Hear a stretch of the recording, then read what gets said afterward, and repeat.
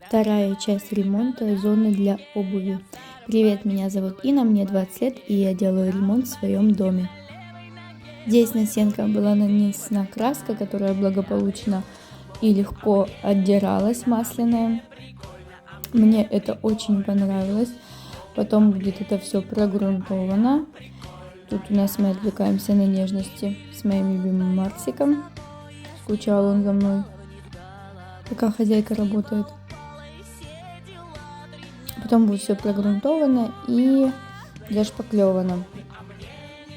Но честно, мне так надоело эти синие стены, что мне уже и так нравится.